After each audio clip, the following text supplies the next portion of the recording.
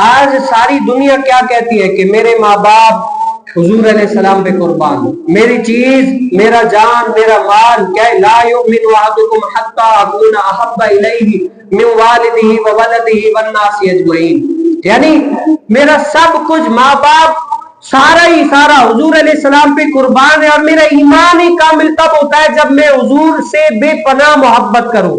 اب یہ حضور سے محبت کی انتہا ہے سمجھو۔ لیکن دور رسالت میں ایک ایسا دور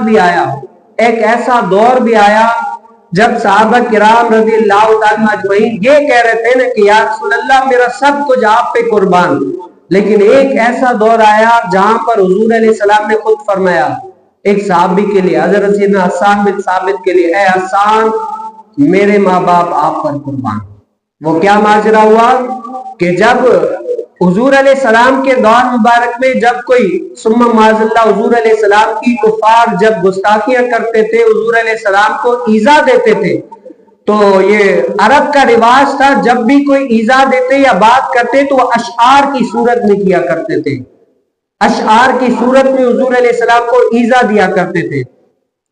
اور حضرت سیدنا حسان بن ثابت رضی اللہ تعالیٰ عنہ آپ کو بتائے کہ نعت رسول، شاعر رسول ہے صلی اللہ علیہ وسلم، تو جب کفار حضور علیہ السلام کو ایذا پہنچا رہے تھے اشعار کی صورت میں، تو حضور علیہ السلام نے حسان بن ثابت کو کہا کہ اے حسان بن ثابت ان کفار کو جواب دو کہ میرے ماں باپ تجھ پر قربان ہو، احسان ان کو جواب دو میرے ماں باپ تم پر قربان ہو، اور اللہ تعالیٰ روح القدس کے ذریعے سے حسان بن ثابت کی مدد فرمائے۔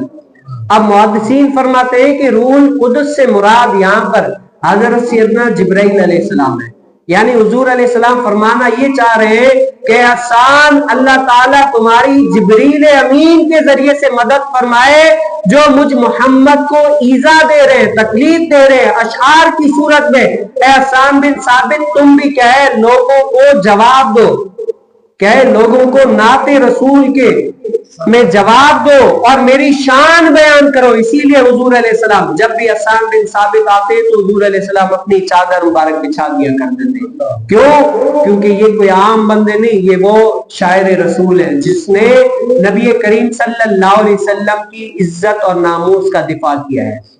اب اس سے یہ پتہ چلا کہ دین اسلام کا کام اور نبی کریم صلی اللہ علیہ وسلم کی عزت اور ناموس کی حفاظت جہاں پر تلوار اور آلات حاضرہ کے مطابق ہوتی ہے، وہیں پر بعض و نصیحت اور حضور علیہ السلام کی جو تبلیغ ہوتی ہے، حضور علیہ السلام کی ثنا وہ زبان کے ذریعے سے بھی ہوتی ہے۔ کوئی اگر بندہ حضور علیہ السلام کے مخالفین کو اپنی زبان کے ذریعے سے جواب دیتا ہے، چاہے وہ وعظ کے ذریعے ہو، تقریر کے ذریعے ہو، تحریر کے ذریعے سے ہو، تو یہ بھی حضور کریم صلی اللہ علیہ وسلم کا پیارا بن جاتا ہے۔ کیا بن جاتا ہے؟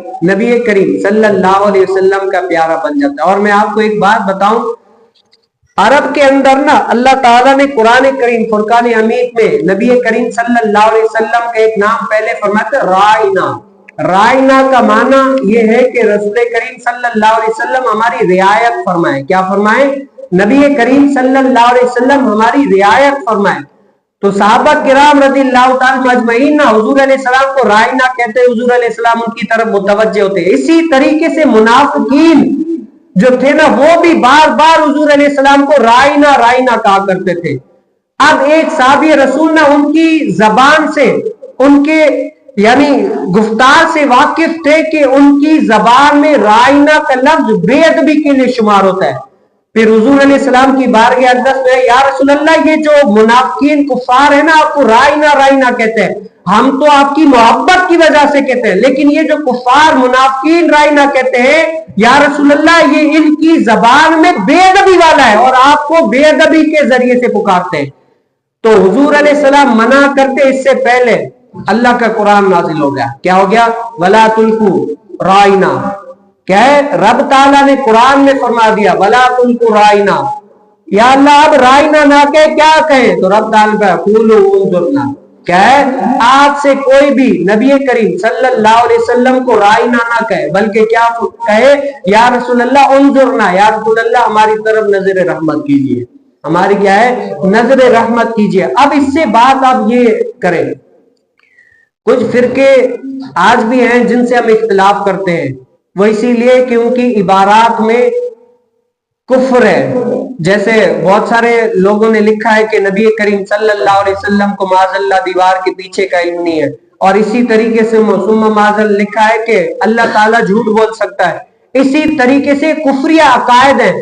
اب یہاں پر لوگ ان کا دفاع کرتے ہیں، آج بھی ان کو اپنا راہبر مانتے ہوئے کہتے ہیں، اور حضور علیہ السلام کی شان میں کتنی ساری گستاخیاں ہیں. لیکن یہاں پر دیکھیں جو ان کی زبان میں، صحابہ کی زبان میں رائنا کا لفظ بے ادبی کے لیے نہیں تھا.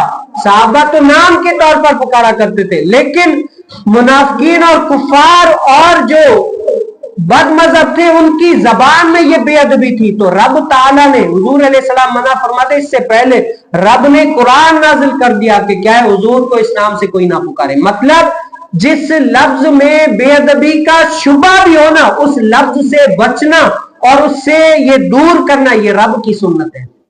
اور یہ خاصہ اللہ کے فضل و کرم سے الحمدللہ ہم سنیوں کے پاس آیا کہ ہمارا وہ مذہب ہے، ہم کہتے ہیں کہ نبی کریم صلی اللہ علیہ وسلم کی شان عرفہ و اعلیٰ ہے، جہاں پر بے ادبی کا گمان تک بھی نہیں ہوتا، گمان تک بھی نہیں ہوتا. الحمدللہ ہمارے ہر عقیدے میں جہاں سے جو عقیدہ ہوگا وہاں سے عشق، محبت، پیار، محبت ہی جھلکتا ہوگا. اور یہ کہاں سے آئے گا؟ یہ اہل محبت کے پاس رہ کر اور اہل محبت کی صحبت میں رہ کر تبھی پتا چلے گا کہ نبی کریم صلی اللہ علیہ وسلم کی شان کیا ہے.